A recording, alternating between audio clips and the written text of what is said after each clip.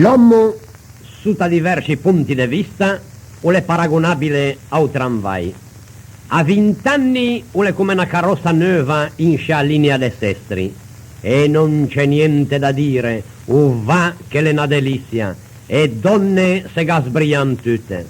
A 30 anni fa linea de vutri cura e morchio, per la sapigio moglie. A 40 fa circonvalazione a monte, per andarsi a pigiare dell'aia e levarsi in casa. A 50 fa linea de nervi, pensando ai grattacapi che dà famiglia. A 60 diventa un caro attrezzi. A 70 un caro butte per bagnestrade, con shorte una volta ogni 15 giorni. E a 90 va finito frecciame. La donna invece è paragonabile a un caseificio completo.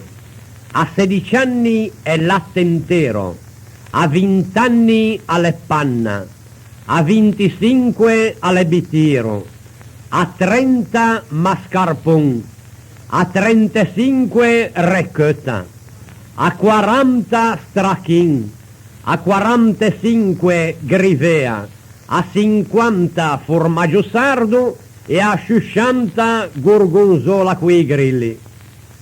Concluderemo paragonando l'uomo ai fuochi artificiali. A 20 anni un'entriche tracche, dai 20 ai 30 un scuri serve. Quando la da pigiamo già o parte come i fuga e qua cannetta.